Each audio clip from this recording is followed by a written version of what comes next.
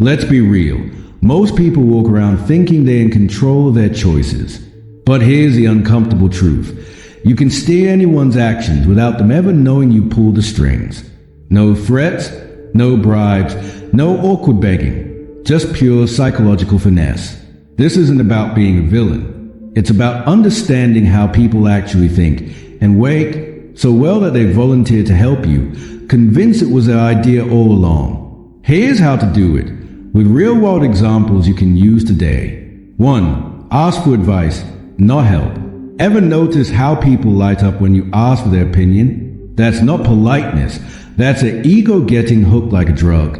When you say, "Hey, I'm stuck on this, what would you do?" You're not just asking a question. You're handing them a microphone and a spotlight. Their brain floods with dopamine because finally, someone recognizes their genius. The trick, don't say, "Can you help me with this?" That makes you the needy one. Instead, say, "I respect your judgment. How would you handle this?" Now they feel important. Pay attention here. Asking for advice instead of help is like finding a cheat code for human nature. When you say, "Can you help me?" you're putting yourself in the weak position. But flip it to, "What would you do in my situation?" And suddenly you've activated their hero complex. Their brain lights up like a Christmas tree because now it's about their brilliance, not your neediness. Let me break down why this works on a deep psychological level. There's this thing called the Ben Franklin effect. When someone does a favor for you, their brain actually tricks them into liking you more. It's like their mind says, "Wait, why would I help this person unless I valued them?"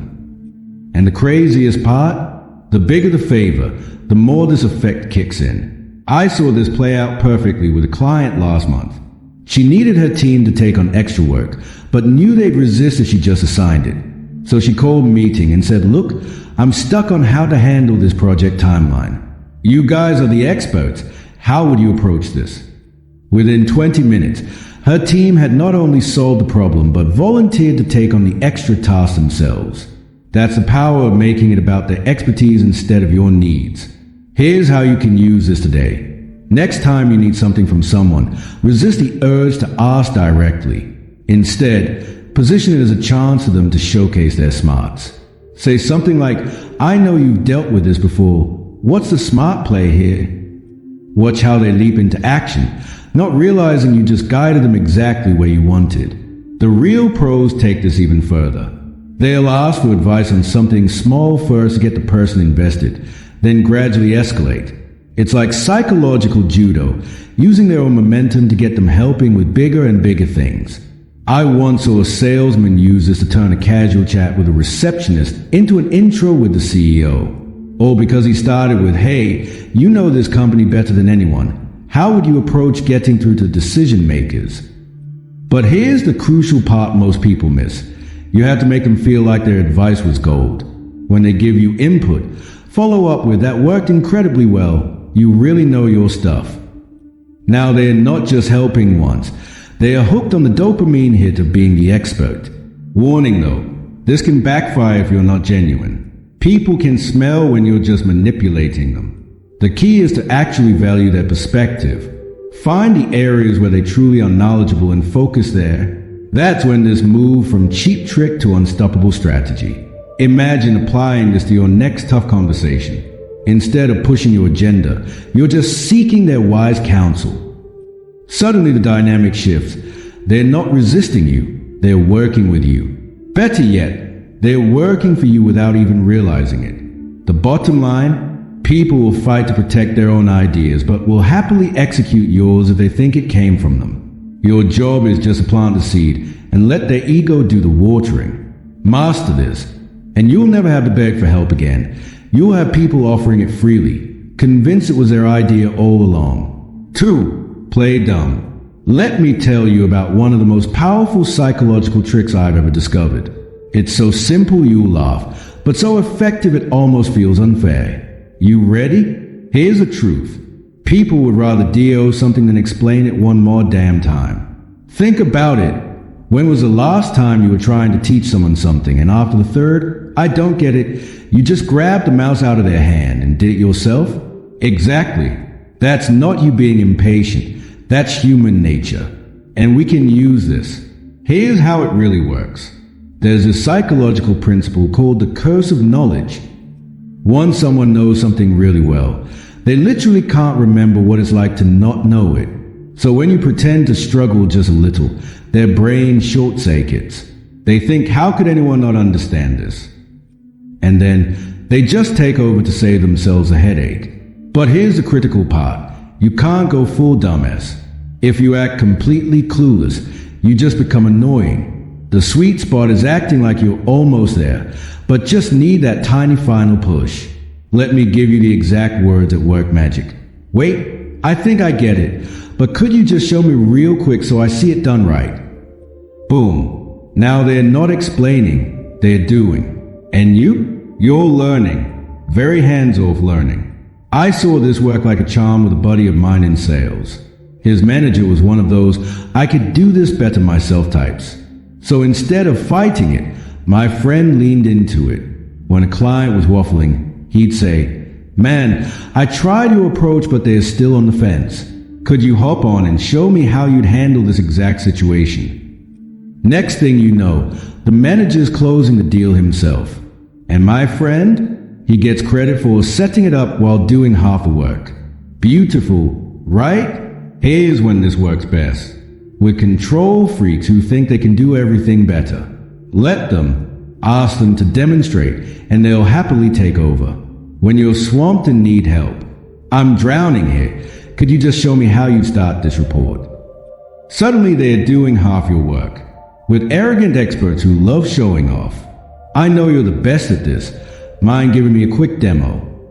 Watch them jump at the chance. But, and this is crucial, you can't let them catch on. The moment they realize you're playing them, the game's over. So mix in some real questions, always seem genuinely grateful, and never overuse it. Try this today. Next time you're stuck, don't ask for help. Say, "I'm so close to getting this. Could you just walk me through it once?" Then sit back and watch them do it for you. The best part? They'll actually like you more for it. Because you're giving them what everyone secretly wants. A chance to feel like the smartest person in the room. Remember, true laziness isn't about avoiding work. It's about getting other people to do the work for you while making them think it was their idea all along. Now that's working smart. Oh, and by the way, I've got something very special for you. Sigma's Black Book of Untouchable Power. It's an e-book that contains a forbidden secret knowledge that will turn you into the man others fear and respect. Warning, this will be deleted soon. The elite don't want you to see this. Grab it in the description section or pin comment below. Let's continue. 3. The unfinished compliment technique. Let me share something fascinating about human nature that most people never notice. You know that feeling when someone gives you a compliment, but it's not quite the whole compliment. That little hint that you could do even better, that's one of the most powerful psychological triggers there is. Here's why it works. Our brains are wired to chase what we don't quite have. When someone says, "You're good at this," that's nice. But when they say, "You're good at this, but I think you could be truly great," something magical happens. Suddenly, it's not just praise, it's a challenge. And people will move mountains to prove you right. I saw this play out perfectly with a chef friend of mine. His boss told him one night, "Your dishes are excellent, but I wonder if you could create something that would make Michelin inspectors take notice." That simple comment, that unfinished compliment, had my friend working 16-hour days for weeks, obsessively perfecting new recipes. Not because he was ordered to, but because that little bit of withheld validation lit a fire under him. The psychology behind this is rock solid. Studies show that intermittent reinforcement, where rewards are unpredictable, creates far more persistent behavior than constant praise. It's why slot machines are so addictive. When you give someone almost enough approval, their brain starts screaming, "Just a little more effort and I'll get the whole thing." Here's how to use this in real life without being manipulative. First, always start with genuine praise. Not flattery. They'll smell that from a mile away. Find something they've actually done well and acknowledge it specifically. This presentation has some really innovative ideas in it. Then, and this is a key part, pause. Let that praise sink in for just a second. Then add the magic words, but I have a feeling you're capable of even more. That little but transforms the entire interaction. Now it's not just feedback, it's potential waiting to be unlocked. The best part? This works everywhere. With your team at work, you are a top performer. Imagine what you could do if you pushed just 10% harder. With your kids, this is a great grade. I wonder what you could achieve if you really applied yourself. With creative partners, this design is solid, but I think there's a masterpiece hiding in your sketches. But here's a crucial warning. This only works if you actually believe in their potential. People can sense when you're just manipulating them. The moment this feels like a cheap trick instead of genuine faith in their abilities, the magic disappears. Worse, it backfires spectacularly. So use this power wisely. When someone shows real talent, give them that unfinished compliment, not to control them, but to help them see what you see, that they are capable of more than even they realize. Do it right, and you won't just motivate people, you'll help them unlock levels of performance they didn't know they had. Try it today. Find someone doing good work and tell them, this is impressive, but I suspect you've got something truly extraordinary in you. Then watch what happens.